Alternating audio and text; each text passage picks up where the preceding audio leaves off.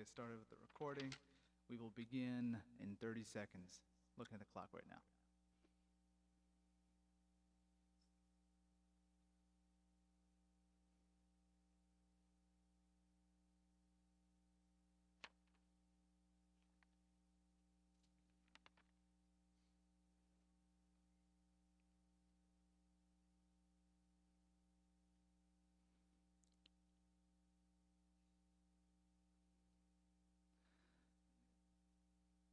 Assalamu alaikum, everybody. Thank you for joining us. It says this, not a mirror. Thank you for joining us. Tonight's event is titled Falcon Rising. Essentially, everything that I want to explain to you guys today, share with you, is going to be all the events and things that are happening in the world of Muslims in 7th and 8th century. Now, essentially, what is 7th and 8th century? It's around around the year 711. All the way up until around 750. What happens around the year 750 is it gives rise to the Falcon of Spain. Now, for those of you who are unfamiliar with the story of the Falcon of Spain, it's a story about a young prince. His name is Abdurrahman ibn Muawiyah bin Hisham. Abdurrahman ibn Muawiyah bin Hisham, he is a young prince who witnesses the invasion of the Abbasids. When they come in, they invade into what is today the northern region of Syria. You need the mic closer? Straighten it out. Is that better?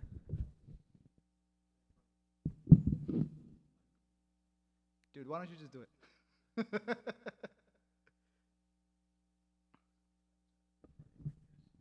Okay. Fair enough. So Abdurrahman witnesses the invasion of the Abbasids, right? Who are the Abbasids? They were another rival kingdom. At the time, you had three major kingdoms ruling, quote-unquote, the Muslim world, right? You had the Umayyads, who were the descendants of Muawiyah. We know, and I'll go into a little bit of history as to what led up to this. Then you had the Abbasids, who considered themselves the family of the Prophet Muhammad ﷺ. And then you had the Khawarij. Khawarij are this extreme group of people that came about during the time of Uthman ibn Affan radiallahu anhu. And so the Abbasids invaded and they literally massacred all of the royal members of the Umayyad family. And they massacred, and very few of the royal members survived. Among them was Abdurrahman al-Dakhil. He essentially witnessed his family murdered, his homeland invaded, and he found himself a hunted fugitive. And he essentially trekked the distance from what is today around Damascus, all the way across the Sinai Desert, all the way across North Africa into what is today Morocco.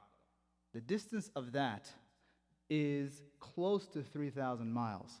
Imagine somebody on foot as a fugitive trekking from New York all the way to San Francisco. That was the distance that this man ran, and at the time, he was actually around the age of what today people would be graduating college, 19, 20, 21, around that age. And so with him, he had his companion Badr, and he sought refuge amongst the Berbers. Who were Berbers? The Berbers were the indigenous people of North Africa. Now, with the bringing of Islam and the spread of Islam, either through da'wah or through conquest, these people were also recent converts to Islam. But the question that comes up is, why did he go to the Berbers? The reason he went to the Berbers is because his mother was a descendant of the Berbers. So he sought refuge among their tribe. And so he stayed with them for a little while in hiding, and some of the agents of the Abbasids end up finding out where he's at. And so he decides, out of safety for his life, as well as the tribe of his mother, he decides to leave. And then later he converges on Spain with the understanding that there might be some supporters. And so when he gets into Spain, granted, there's people who support the idea of an Umayyad ruler, there's people who don't. Now the thing is, within Spain, or at the time they called it Hispania, right? Essentially that entire region was known as Hispania. And they weren't political borders like they are today. Today we got Portugal, you got Spain, and you've got other European countries north of that. At that time, it was essentially this region called Andalus. So he goes over there, and there's people over there that, you have essentially non-Muslims, yeah, and you have two major ruling groups of Arabs. You have the Arabs who are the descendants of Yemenis, and you have Arabs that are descendants of the northern Arabs, and they didn't really like each other. Now, the northern Arabs were formerly Umayyads. So naturally, he goes over to the Umayyad folks and says, hey, listen, it'd be great for us to have an actual Umayyad prince, royalty, somebody who's an heir to a throne to take power. But the thing is, the people out west, it's kind of like the Wild West. There's autonomy. There's not that much cooperation with the center of power, at least what was the central of power, now taken over by the Abbasids. So they figured if they had an Umayyad prince come in, then they're going to lose their power. So they say, you know what, we don't want this. And so as a result, what they do is they seek the support of the southern Arabs, the Yemeni folks who are living in Andalus. And it took them about a whole year to get enough support so that they could consolidate rule, and they make him the ruler of Al-Andalus. But no one rises to power without the powers that be noticing.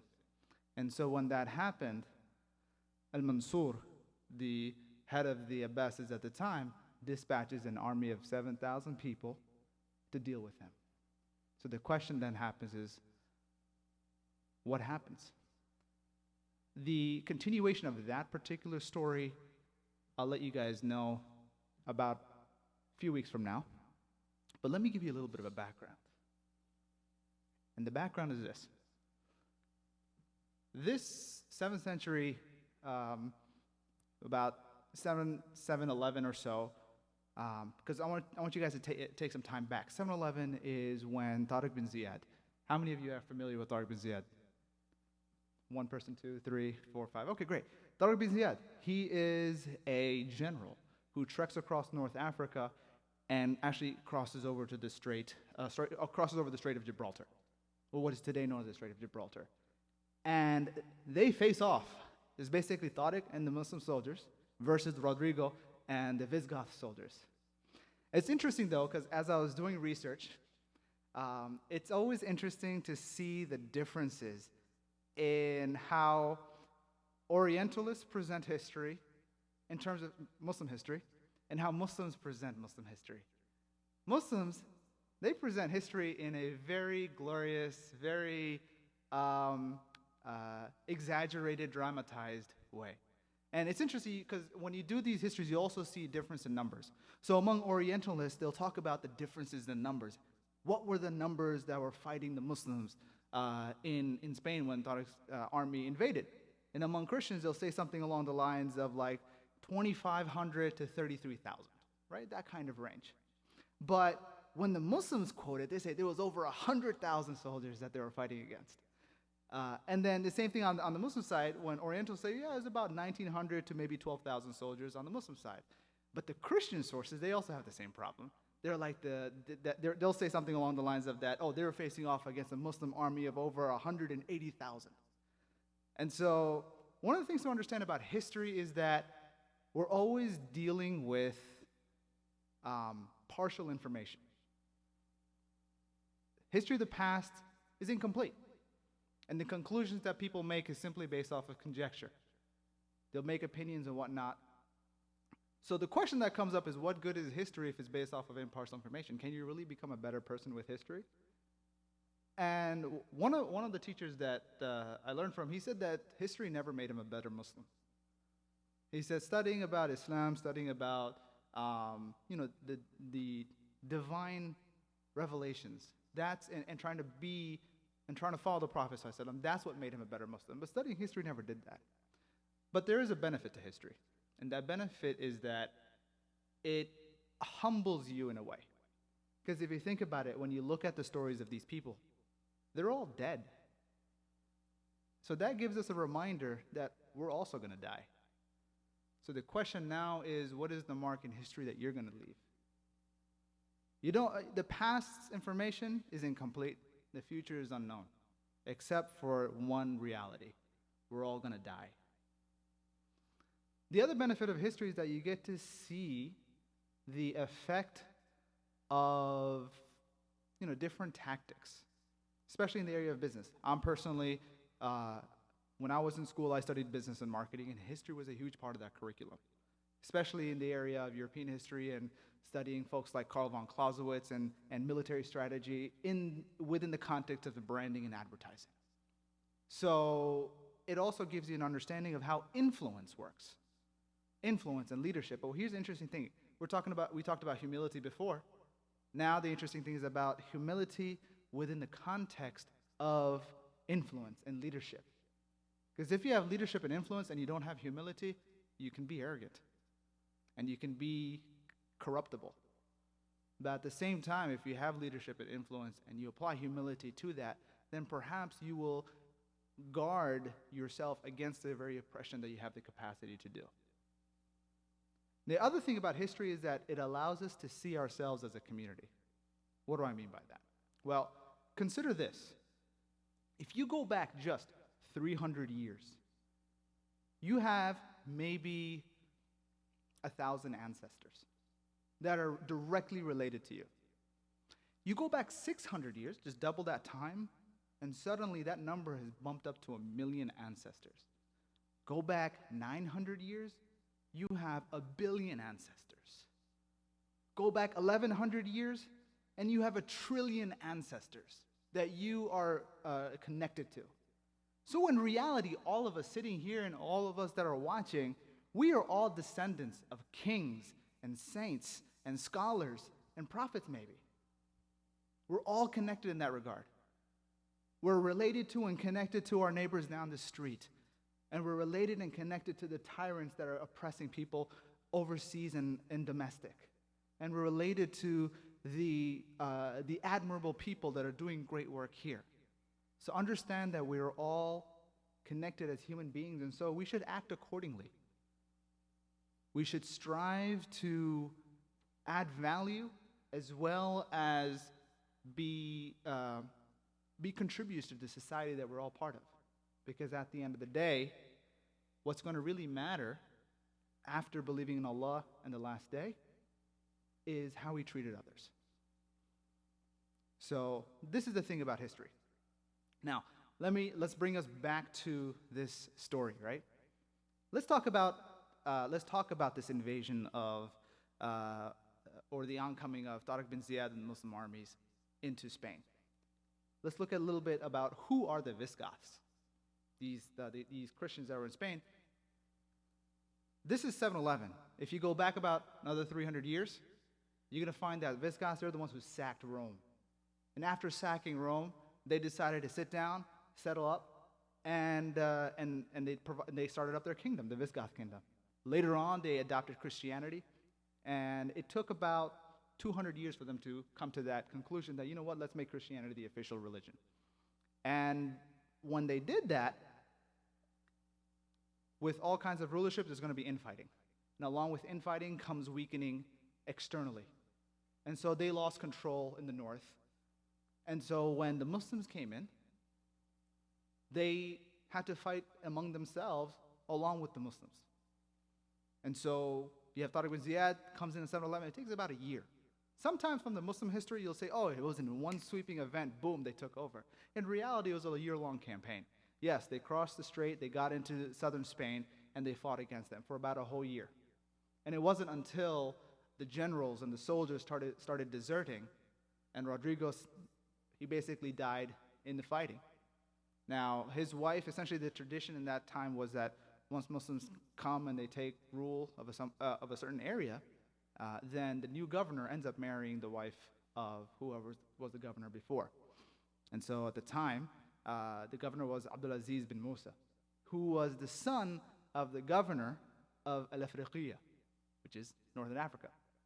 So he comes into power. Tariq bin Ziyad is a general.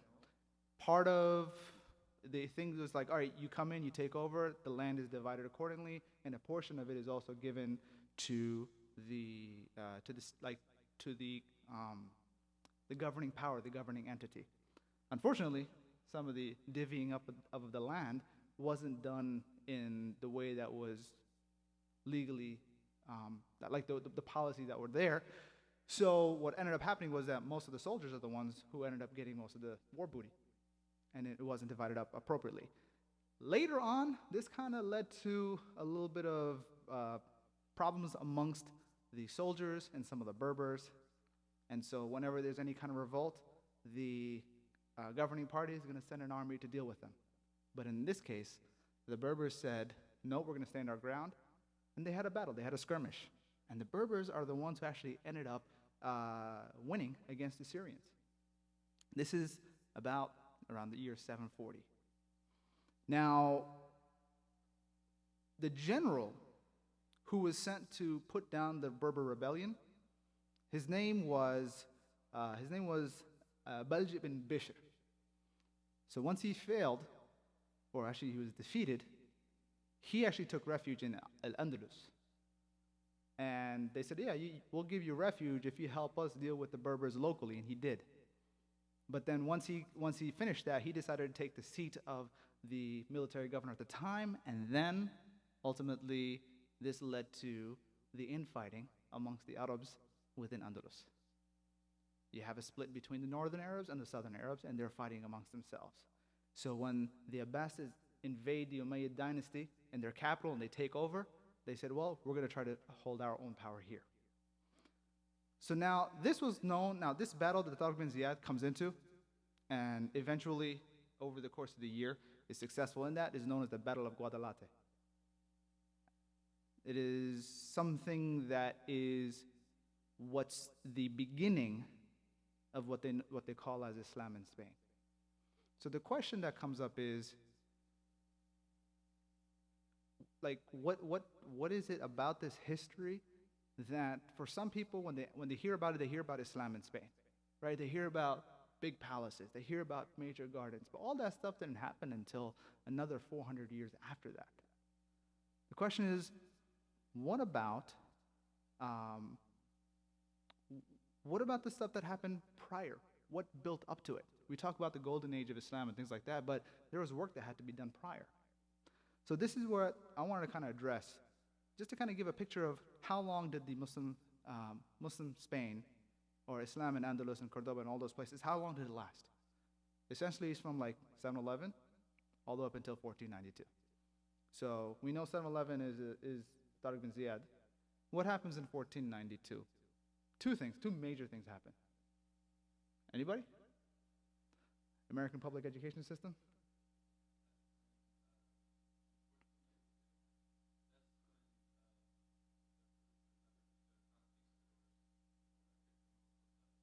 They kicked the Muslims out of Spain, but there's a famous rhyme that they teach us in public school.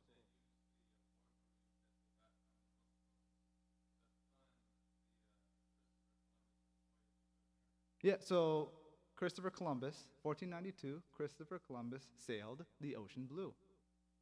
That's happening in the West. What's happening in the East?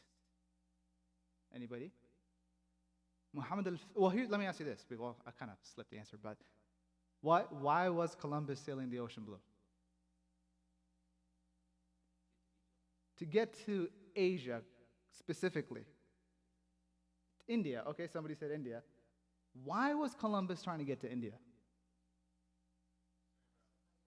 What? Spices. He wanted a quicker trade route. Silks and spices, great. Why can't they use the existing trade route that they've been using for hundreds of years? They got threatened by the Ottomans. What event specifically happened? The fall of Constantinople. To Muhammad al-Fatih, he goes into Constantinople, takes over, and hikes the toll fee, essentially. Because they basically have the Silk Road and spices, essentially. It comes all the way from East Asia all the way to Europe. Now, when you have a high toll fee, those traders are not going to be like, you know what, I'm going to pay the whole toll fee and suffer a loss business-wise. It's all economics. So they said, they found Cajun instead of biryani. That's exactly what happened, right? They're looking for Indians. They come across North American continent, and they find a bunch of what is today Cajuns. So now the thing is, okay, so that's what happened. This is like the expanse. We're talking 781 years. The length of the existence of the United States of America is just over what, 200 years? This Muslim rule in Spain, like we're 781 years. That's a long time, right? Now the thing is, in between that, they have different eras. But specifically in this one era, when the Muslims took over, what do you have? You have a situation where majority of the people are what? No, they're not Muslim. They just came in there. If the majority of the people, they're fighting they fought the Visigoth kingdom, which was Christian, right? So Muslims take over, they establish rule. And so, yeah, you have a minority of Muslims living among, ruling a majority of non-Muslims, mostly Christians and some Jews. Now, the Jewish folks before, they were kind of oppressed under the Visigoth kingdom. There was always this underlying threat to them. But with the Muslims, they were just like, listen, if you're not Muslim, you're going to pay a tax, for the most part. So the Jewish people are like, oh, this is great. So essentially, we're not going to be under threat for most of the time. So now, if you think about it, there was no forced conversion. At least, now, it took about 400 years. 400 years for the dynamic to kind of shift, for the Muslims to go from a minority, small minority, into an equal population. 400 years. We're talking twice the lifespan of the United States of America. What do you think?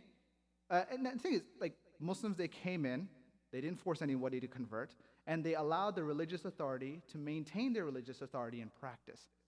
Let me ask you this, what's the wisdom in that? What's the wisdom in letting people be as they are in terms of their religious practice? Okay, they're not going to revolt against you, but from a governance standpoint, yes, they might not revolt against you, but it's also very simple. What is the key thing that keeps people happy? To some degree. What? Being safe, okay. But beyond safe, you want to have freedom, okay. Freedom to do what? Trade. Freedom to worship, freedom to trade. What do you get from trading? Money, exactly. They'll pay the taxes. If they forced everybody to convert, think about it. This economically, it wouldn't make sense. Well, one, you're going to have people fighting back. They're like, no, I don't want to convert. But at the same time, the wisdom is that you have the majority of these people, you rule with justice, and they pay their taxes. That becomes a huge revenue stream for that society, for that governance, for them to be able to do the things that they need to do. So essentially, economics. It's taxes, the jizya that they had to pay. Now, what do you think caused that shift that took 400 years? And essentially, it took 400 years for them to hit that equality, and it took maybe another 100 years for them to become an overwhelming majority. What do you think played into that? Think about the differences in, even today, think about the differences between what can a Muslim do and what can non-Muslims do, right? Muslims can, essentially Muslims, in this society, Muslims are allowed to do what? What was that? Everything and anything. Simple thing, marriage, right? The Muslims, they married up to 4, right? So, and they married into even the non-Muslim women, the Christian women, the Jewish women, and their descendants happen to be Muslim. So over several hundred years, now you go from a very small minority. On top of that, the ruling people, they're essentially considered the elite. Throughout history, whenever a people have been conquered, over time, they've always wanted to emulate the ruling majority. If that meant in culture, if that meant in religion, if that meant in governance and what have you, they always wanted that. So more and more people they saw that there were some perks that come with being Muslim, so some of them adopted that, and their children adopted that. And it took a few generations for them to be like, yeah, I've been Muslim for I don't know how many generations, how many years, although when they first came in, the Muslims first came in, they weren't Muslim. So, so conversion was also associated with becoming part of the ruling elite. And that's among the things that kind of resulted in that. Now, the question that comes up is, what about, what is it that led to the fall of the Umayyads? Or rather, who are the Umayyads? Right, we talked about the Umayyads as being people who were from Muawiyah, right? Muawiyah, who knows who Muawiyah is?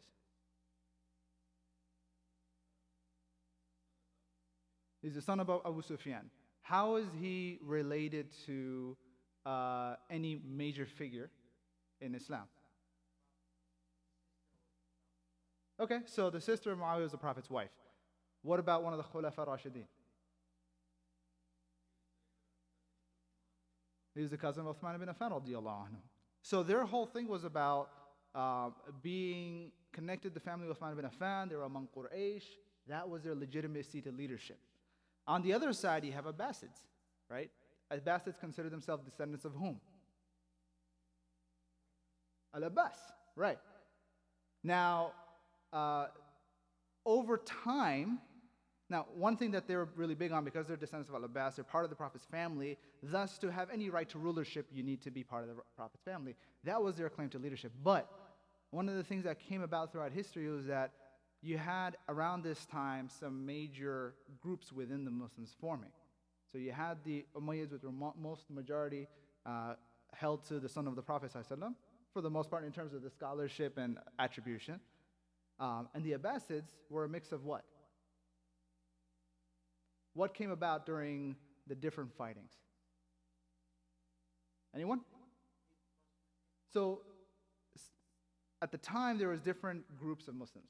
So you have the Umayyads, which are mostly considered amongst the Sunni. Then you had the Abbasids, who formed out of what?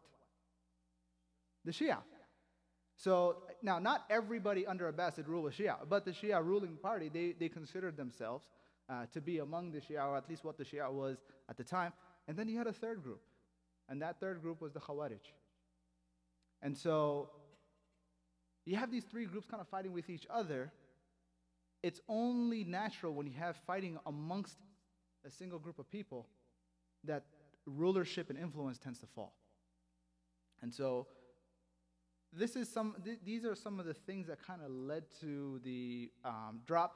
Now, when the Khawarij are we know, and if you listen to the khutbah earlier today, one of the things that you learn about the Khawarij is that they exist even today. I mean, some of them might... it's interesting that what's happening, and I'm not calling this as a reality, but there's a theme in history, is that history doesn't repeat itself, but it often rhymes, as per Mark Twain. And if you think about it, at that time, you had these extremists that go around killing people. You have that today too. Essentially, Umayyads tried to deal with them, but in the process, they got invaded by the Abbasids, who slaughtered them completely. So all of a sudden, you have this three-way battle going on in this region. And if you look at it today, is it any different? And so one of the questions that comes about is there any lessons that we can derive from that, especially when you have the situation? Sometimes you just have to leave. And so that's what Abdurrahman ended up having to do. He left, seeking better opportunities and connecting to his roots out in the western parts of North Africa. But when they kept on putting out death threats to him, he had to leave them too, until he actually came out to Al-Andalus. We're going to talk more about Abdurrahman when we go over the full-on history later on. But one of the interesting things is, during this time, also what was happening on a level of scholarship. Anyone want to take a guess of one of the major scholars that existed at the time? Ibn Hazm didn't come until maybe 100 or 200 years later. I'm talking around the, after the conquest of Al-Andalus in its early years. During the Umayyad rule, you have Al-Hasan al-Basri, right? He was amongst one of the earlier scholars. Later on, after the story of Abdurrahman al-Dakhili, you have Abu Hanifa as well. What was interesting was... Oh, no, not just Spain. I was just talking about just the Muslim rule in general. So you have Al-Hasan al-Basri around that time. Later on, you have Abu Hanifa, who's from like Kufa, Baghdad. Okay, he was from Baghdad. And what's interesting was because he was in a region that's under Abbasid rule, a lot of people attributed him to what? What were the Abbasid rulers known as? Shia, right? So whenever Abu Hanifa at the time, if he had any opinions, they would say, well, we don't like his opinion because he's from within the Abbasid region. Now, the other ruler that they took a great liking to, not ruler, the scholar, that they took a great liking to was Imam Malik. And so, in fact, the scholarship of Imam Malik, in fact, became the identity of the Muslims in Spain later on. But what's interesting, though, is that there was an account of Imam Malik when a bunch of people from the West came out to Imam Malik to ask him a whole bunch of questions, like it was a whole list of questions. And Imam Malik's response was, I don't know. I don't know the adri. And it was just interesting because you have the scholar, like the Imam of Fiqh at the time, and he's just like, yeah, I have no idea, I'm sorry. You guys are on your own. But the thing is, despite the lack of understanding, because he didn't want to answer because he didn't know the lifestyle of how Muslims lived in the West, so he's like, I'm not going to make a judgment call on that. But at the same time, the people took that as their identity of this is the law and the scholarship that we follow, and so this is who we are as Muslims. One of the questions that comes about is, and personally working with and having worked with Islamic organizations, especially on the education standpoint, and one of the folks I work with is with Al Maghrib Institute, and they teach Islamic sciences throughout the world. And it's always interesting to hear about the sentiment that they're talking about is, okay, what is the thought and scholarship of Islam that's going to come from the West, rather from here in America. So we've got a lot of opportunities here in the future. I just wanted to kind of lay this groundwork in terms of what's happening here so that when we hear about the story of Abdurrahman al-Dakhil, we kind of get a clear look and preview and understanding of the society and the situation to what led to the events in his life. So, but even then, we know about history. Also consider what your future is. What is the impact that you want to leave? What is the story that perhaps your kids will tell their kids about the work that you've done? What involvement did you have in the establishment of the American Muslim identity for the generations to come? I'll leave you with that. May you guys have an awesome weekend and evening. Sheikh?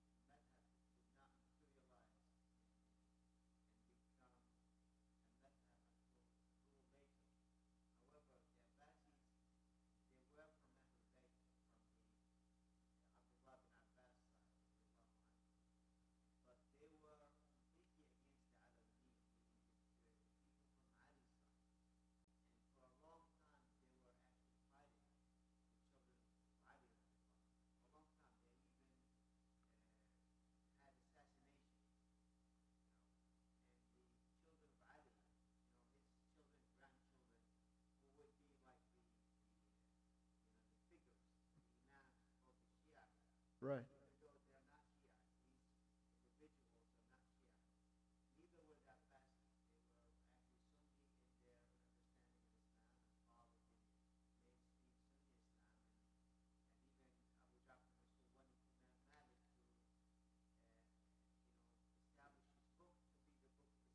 Right. So just want to repeat what Sheikh Ibrahim said. So one of the things that he was saying is that the reality of how the Abbasids, the Abbasids in reality were not Shia, and in fact were considered to be among those people who were fighting the people. Although they were Ahlul Bayt, they were still fighting the people who later really formed the Shia sect, which is absolutely true.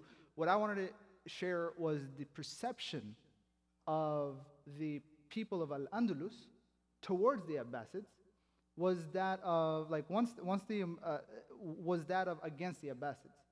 So part of it was that they would attribute them to be like, okay, they're not us, they're them. They're not Umayyad, they're Abbasids. And how is that a bad thing or a good thing? Well, along with the fact that later they massacred the Umayyads in Syria, they had those things happening within their region.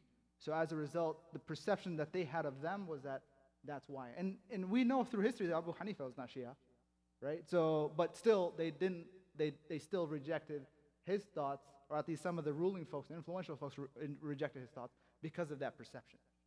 But yeah, Sheikh Ibrahim is definitely correct on the thought that that they were not Shia, they were Sunni.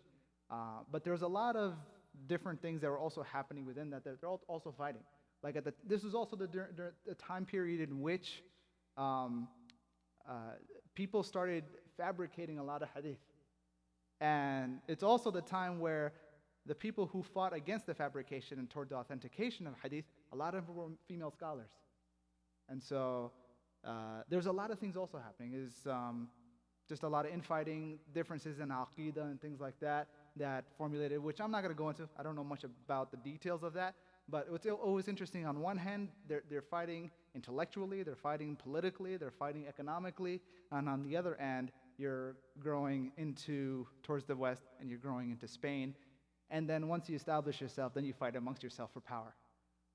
So it seems to be the recurring rhyming patterns. That's it, folks. Feel free to hit me up later. And for those of you who are watching live, do share and follow or whatever it is that Clear Lakes got set up. And but yeah, thanks for joining. Assalamu alaikum.